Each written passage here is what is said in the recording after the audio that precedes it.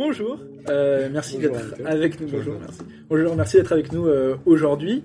Nous sommes au bar La Levrette, à Jean Jaurès, Toulouse, et nous sommes là pour quelques heures, disons, pour parler. Quelques heures.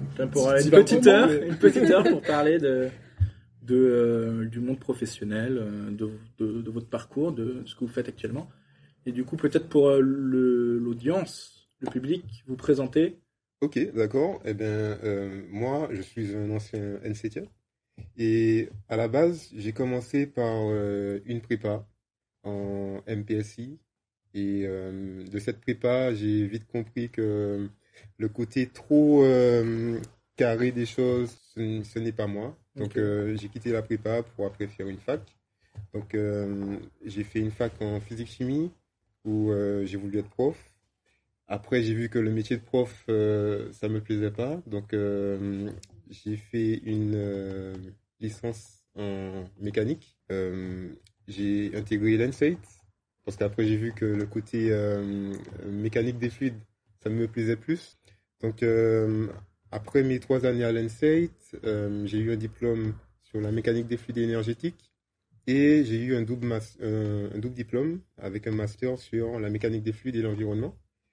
Et pendant ces années, j'ai fait pas mal de stages. Ça a été des stages, par exemple, sur la conception de vagues artificielles. Après, j'ai fait de la biomécanique. Après, j'ai travaillé sur des stages sur l'aspect météorologique. Donc, t'as pas hésité à toucher le secteur et tout ce qui te plaisait en fait. Tout ce qui me plaisait, voilà. Tout ce qui me plaisait avant tout. Et puis après, vu que moi, dans mon éthique, j'ai ce côté, bon, si je travaille, c'est pour mettre l'humain en avant. Donc j'ai cherché une discipline dans la mécanique des fluides où je pouvais m'épanouir et où je pouvais avoir cette éthique-là. Donc j'ai trouvé une thèse en biomécanique sur les vaisseaux sanguins. Donc après, j'ai fait 3 ans au CNRS et à l'UTC sur trouver un dispositif qui permette de diagnostiquer des maladies cardiovasculaires. Donc j'ai fait ça pendant 3 ans. On voit que t'as pas hésité à tester plein de choses et à pas forcément suivre selon quoi tu étais parti à la base. Ouais. Et Catherine, je trouve que ça aussi dans ton parcours pro, t'as pas mal rebondi et testé plusieurs choses. Ouais, c'est un peu la même chose. Moi, je suis toulousaine d'adoption. Ça fait 3 ans que je suis sur Toulouse et je viens de région parisienne. Donc, j'ai suivi des études scientifiques, classe prépa, maths bio, maths spé bio. Et j'ai intégré une école d'ingénieur agro. Donc, je suis diplômée d'une école d'ingénieur agro à Bordeaux. Donc, j'ai commencé à travailler dans ce milieu, dans ce secteur, à l'Office national des vins. Je suis restée 1 an et demi. En fait, c'est la fonction publique, donc il fallait que je repasse encore un concours et j'en avais un peu ma dose des concours. Donc, j'ai assez vite bifurqué. Je suis entrée dans une entreprise qui faisait des études de marché pour la grande consommation. Et c'est par ce biais que je suis rentrée dans une grande entreprise en 2003 qui s'appelle Coca-Cola. J'ai fait 4 ou 5 postes différents, de l'analyse de marché, lancement de nouveaux produits. Parce que oui, il y a des nouveaux produits chez Coca-Cola. Il n'y a pas que du Coca-Cola. Responsable marketing et responsable négociation. Donc, négociation des contrats avec la grande distribution. Et au bout de un peu plus de 10 ans chez Coca-Cola, j'ai eu envie je me suis reconvertie en professeur des écoles. Et donc à cette époque, tu étais prête à te relancer dans les concours Ouais, alors en fait, c'est aussi parce que il y a eu un plan social chez Coca-Cola dont je me suis saisie. Et c'était, oui, l'opportunité de repasser le concours. Je me suis retrouvée à nouveau sur les bancs de l'ESPE. J'ai passé le concours, je l'ai eu. Et j'ai été affectée en maternelle. Et là, ça a été une grosse déconvenue pour moi. Parce que pour avoir fait des stages, du coup, je savais qu'être prof en maternelle et en élémentaire, c'était pas tout à fait la même chose. C'est pas le même public. Je me suis posé beaucoup de questions. Parce qu'effectivement, j'avais remis en jeu pas mal de choses. Et j'ai recroisé un ancien collègue, un pot de départ de mon dernier boss, voilà, le réseau, dont la femme travaillait chez Sephora. Donc oui, je suis retournée dans une entreprise commerciale. Je suis restée 3 ans et demi là-bas. Et on est venu s'installer sur Toulouse. Alors, opportunité professionnelle du côté de mon mari. Et mes recherches, mes rencontres ont fait que j'ai rencontré la déléguée régionale de Job IRL, donc c'est l'association dans laquelle je travaille aujourd'hui. Donc on a une plateforme jobirl.com qui connecte les jeunes et les professionnels. Donc c'est une mise en relation directe, gratuite, accessible à tous, quelle que soit son origine géographique ou sociale. Et puis on intervient aussi dans les établissements scolaires. Bruno, tu as majoritairement parlé de ton parcours formation. Ouais. Donc, après ma thèse, en fait, j'ai eu une période assez difficile, puisque je cherchais un travail. Donc, après la thèse, j'ai pas trouvé de travail en France. J'ai passé un an à envoyer des CV. J'ai postulé beaucoup en Martinique. Bon, là, c'était pire. J'avais aucune réponse. Et à la fin, ça m'a créé une déception. Et, tu t'es dit, ça marche pas en France. ça marche pas en France, ben, je pars. Ouais. Et à la fin, j'ai atterri en Angleterre. Et j'ai pu avoir mon premier job chez Ford en tant que consultant. J'ai fait un an chez Ford et puis après, j'ai voulu me challenger encore. Donc, trouver une mission qui était plus dans le technique. Donc, je suis allé travailler chez Rolls-Royce. Donc, j'ai travaillé un an et demi chez eux. Et puis après, faut dire que il y avait deux choses que j'avais en tête. C'était, première des choses, retourner chez moi. Comme je dis, je suis martiniquais et ça faisait 15 ans que j'étais parti. Donc voilà, j'avais ce projet-là de revenir au pays. Et le deuxième, c'était lié à ma thèse, en fait. Hein. Quand j'ai fini cette thèse et que j'étais au chômage, moi, je suis quelqu'un, j'essaye de voir toujours les solutions quand il y a des problèmes. Et quand j'avais ce problème pour trouver un job, je me suis dit, il y a plusieurs personnes comme moi qui vivent ce problème. Donc j'ai commencé à faire ma petite étude pour voir si vraiment les gens ressentaient la même expérience que moi, la frustration par exemple, quand on n'avait pas de feedback des recruteurs, mais aussi au côté recruteur, pourquoi ils n'émettaient pas de feedback. Donc en gros, on collecte de la donnée toujours positive hein, sur les compétences techniques, les compétences humaines, les compétences transverses du candidat. Et on dit au recruteur, avant de regarder le CV, on sait que vous allez regarder le CV, on sait que c'est votre méthode. Mais avant de regarder le CV, ne regardez pas l'origine, ne regardez pas la photo, regardez juste les compétences. Et nous, ce qu'on va apporter, c'est vraiment le pré-testing. C'est-à-dire, avant même que tu aies une embauche, on peut te donner une database de gens qui pourraient être intéressants pour toi. Et bien sûr, pour le candidat, c'est gratuit. Et le candidat, il y gagne beaucoup parce qu'on fait même des simulations d'entretien. On fait aussi comment dire ça, des petites formations, des petits ateliers pour lui donner s'il a un manque de compétences, pour lui apporter des compétences en informatique, je sais pas. Donc voilà, c'est ça le projet. Et donc, on avait quand même une question centrale, je pense, sur vos deux parcours. Nous, on est étudiants, on est vraiment dans une voie quasi toute tracée et on est beaucoup, je pense, à pas trop oser et à passer le pas et limite à abandonner.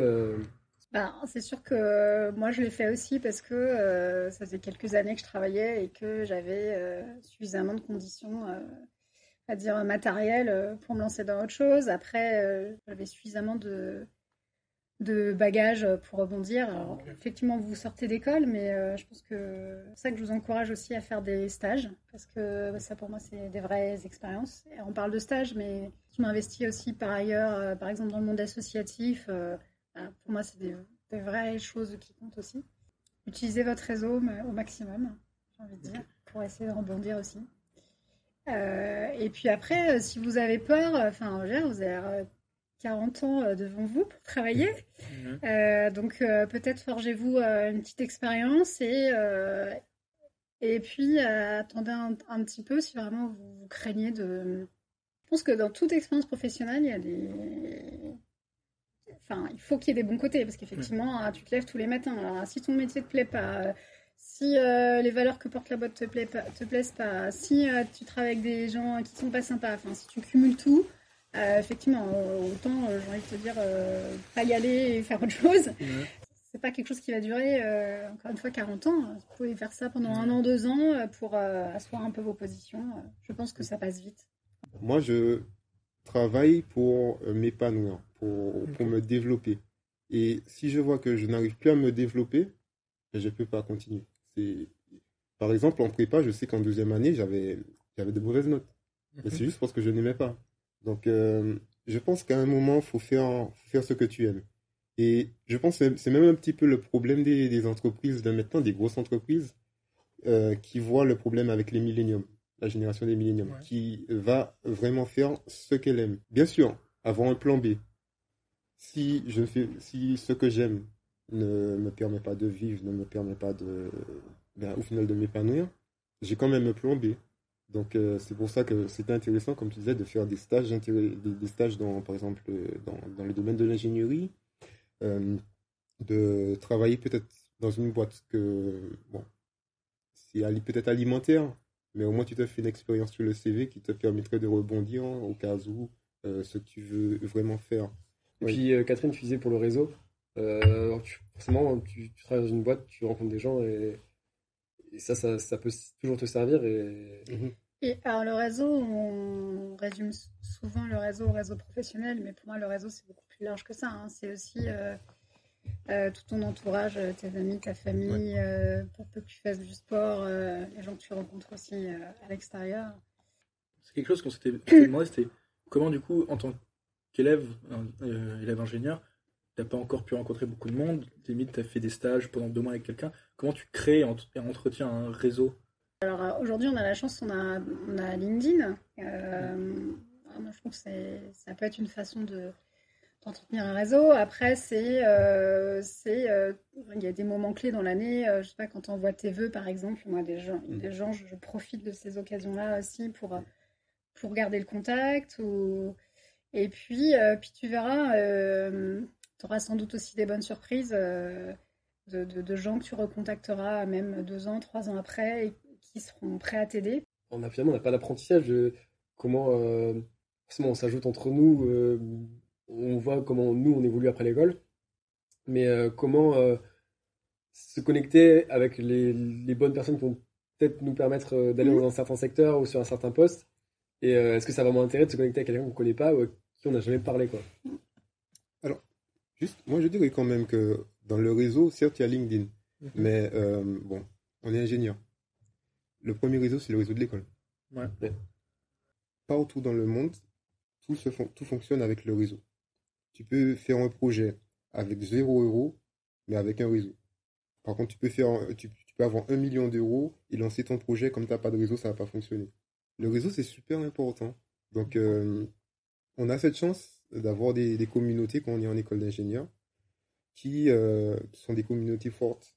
Donc, quand ils demandent des informations, faut jamais hésiter à prendre connaissance de ça et puis à participer. Parce que le réseau de l'école, c'est la base. Le réseau, ça peut être, par exemple, on parlait des activités sportives. Dans ton activité sportive, tu vas connaître des gens. Ces gens, tu t'en doutes même pas, mais ces gens ont parfois des connexions avec d'autres personnes qui pourront te mettre en contact. Ça, c'est ton réseau. D'accord. Tu vois? Donc, toute action anodine que tu fais, en fait, te fait créer du réseau. Tu vois? Interagir avec des gens, c'est avoir du réseau.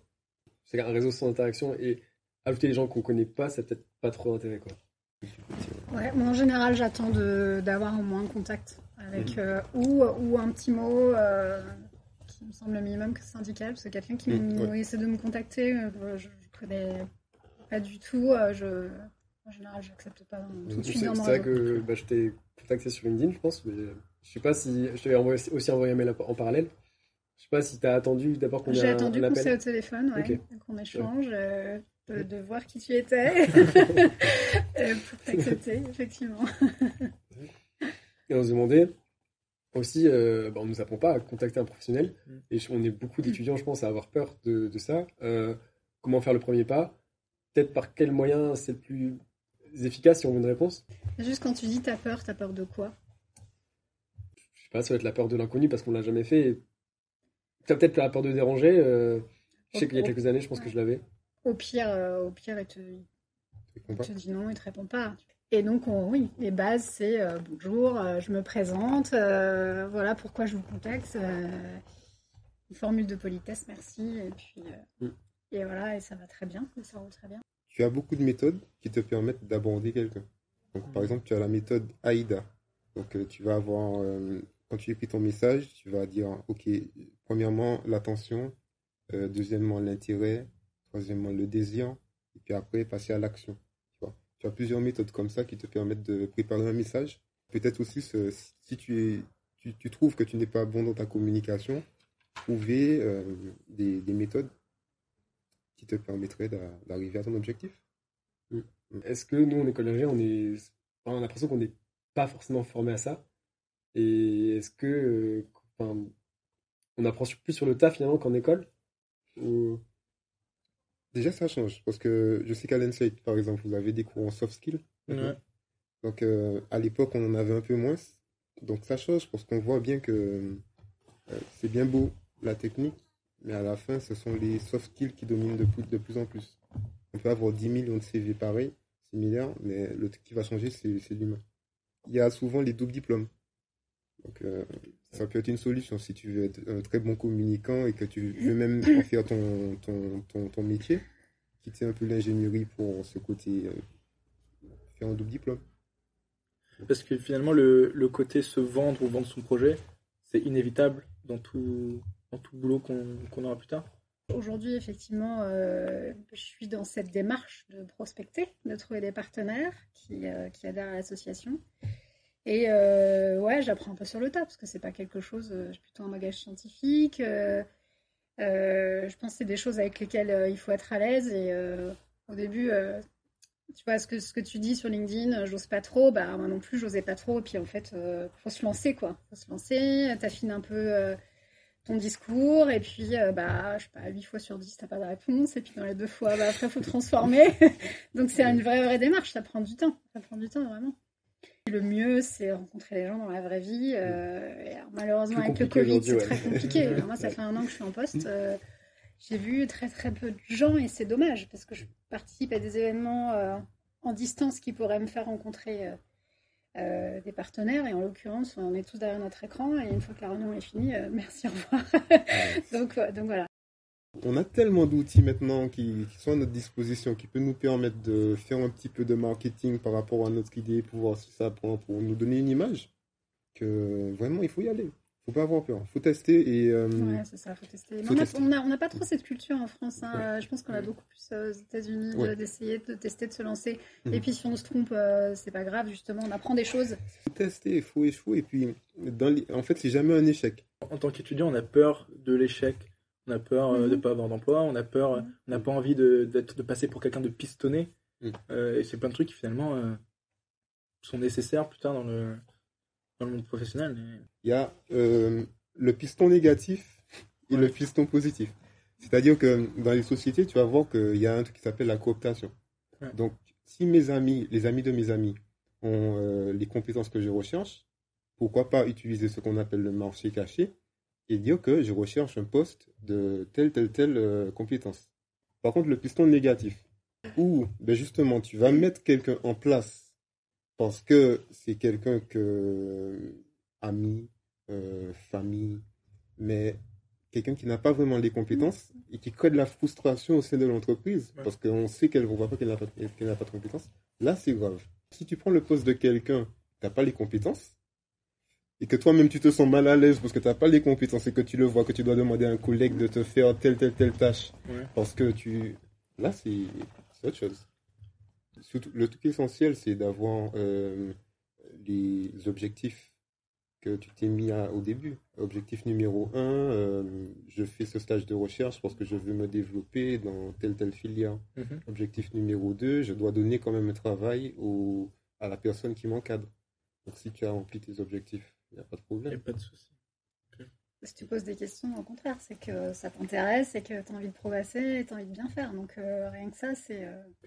Parce que, et je vais te dire, partout où je suis allé, j'ai toujours vu le réseau. Et par exemple, ici, c'est vrai que souvent on aime dire « Ah, tu utilises le réseau, c'est pas bien ». Je suis allé en Angleterre. La première chose où je suis allé, ça s'appelle le centre Charles Péguy. Parce que j'ai rencontré un Français qui m'a dit « Tu viens d'arriver, tu n'as pas de logement, Ah, mais tu sais qu'il y a une association de Français qui peut t'aider à avoir un logement, qui peut t'aider à avoir ton CV, qui peut t'aider... » Même chose aux États-Unis. Ah, tu veux manger des trucs? Ben, Est-ce qu'à l'étranger, il n'y a pas justement ce sentiment de on est la communauté française, on va s'entraider. On va faire des événements, même sans se connaître, on va faire des soirées ensemble parce qu'on est les Français de telle ville. Mais quand tu es dans un club sportif, tu as un réseau. C'est ça. T'as d'autres types de réseaux. Ouais. J'entends. D'accord. Ou des gens qui arrivent. Moi, quand je suis arrivée sur Toulouse, t'as plein de clubs ou de groupes de gens qui viennent juste d'arriver, du coup, qui se retrouvent, avec des gens qui sont là depuis un petit peu plus longtemps et voilà, qui t'accueillent. Ça existe à une autre échelle que quand t'es à l'étranger, mais ça existe aussi. Catherine, je vais revenir à toi. J'avais une question à te poser. On n'est pas sûr d'avoir d'autres invités qui travaillent en association. La différence entre travailler en association et travailler en entreprise ou travailler dans le privé. Alors l'associatif, on a tout à construire. Alors tu me diras, une nouvelle entreprise, c'est un peu la même chose. Donc je ne sais pas si c'est une différence majeure, mais nous en tout cas, voilà, on est au début, donc on a plein de choses à mettre en place. On est en recherche permanente de fonds, voilà. Et après, ce qui est sympa, c'est dans une association, en tout cas comme la mienne, c'est qu'on touche un peu à tout, quoi. On ressent cette idée de valeur dans notre école et dans les paris étudiants. Comment réussir à trouver une entreprise qui partage les mêmes valeurs? J'ai l'impression que vous avez envie de trouver le métier en or là tout de suite. Mais, vous allez voir, vous allez bifurquer, vous allez vous aussi exercer des métiers différents, probablement dans des structures différentes.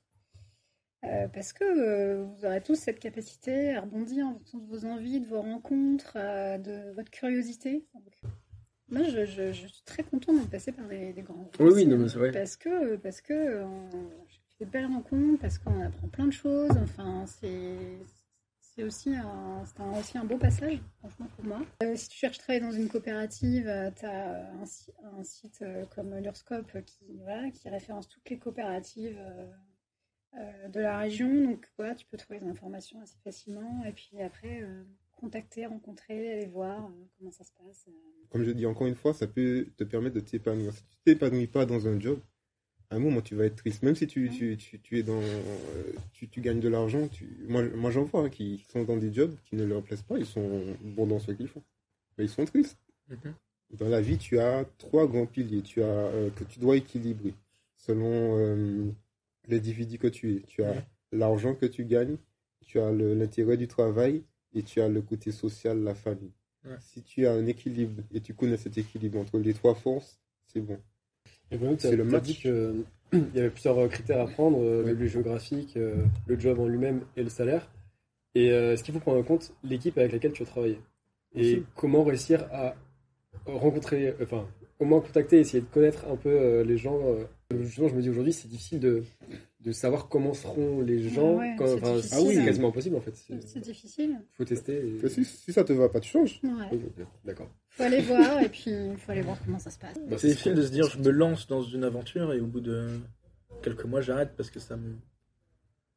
Quelques mois, c'est vraiment que tu n'as pas eu de chance. Bah oui, la majorité des cas, quand même, ça se passe bien.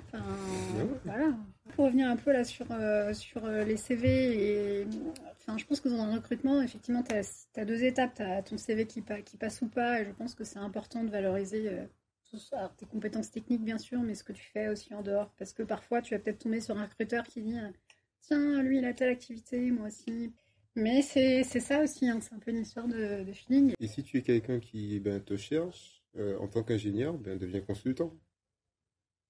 Au moins, tu es placé sur une mission, tu fais 1 an, et puis après, si tu veux changer de mission, tu peux...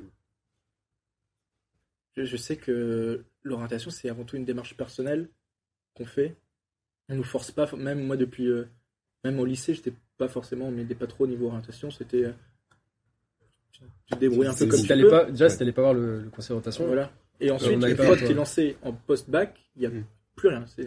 Moi, j'aurais dit que pour savoir ce que tu dois faire, déjà aimer, mais pas seulement, aussi connaître la réalité du marché. Donc, encore une fois, c'est ce qu'on essaye de faire, mais te renseigner, par exemple, sur les salons des métiers, les associations. Je reviens à ce que je disais tout à l'heure, il n'y a pas un métier en or. Nous, on travaille beaucoup sur l'orientation aussi, notre association. C'est pareil, on est un peu sur ce discours de aller vers quelque chose que vous aimez. Déjà, apprenez à vous connaître. Entre en contact avec un professionnel ou avec un autre étudiant pour qu'il parle de son métier, de son quotidien, de la réalité. Est-ce que c'est le bon moment de rentrer? Quelles sont les passerelles qu'il y a entre les différents secteurs, les différents métiers et puis faites des stages. Enfin, vous avez un peu toutes ces combinaisons. Et à un moment donné, tu auras peut-être envie d'une chose. Et peut-être 5 ans après, tu auras envie de faire quelque chose de différent. Franchement, il faut y aller. Il faut pas avoir peur des gens. Il faut pas se dire que c'est inaccessible. Surtout, ça, c'est un gros problème, je pense, en France. C'est qu'on parfois, on pense que c'est inaccessible. Et enlever ce mot-là de son vocabulaire. Tu pourrais, justement, te faire une idée de ce que tu veux qui ne correspondrait pas à la réalité, et là tu seras déçu, parce que tu auras perdu du temps et de l'énergie peut-être à faire. Toujours conjuguer tes rêves aussi à la réalité. C'est important. Sinon tu risques d'être déçu et puis d'avoir cette frustration.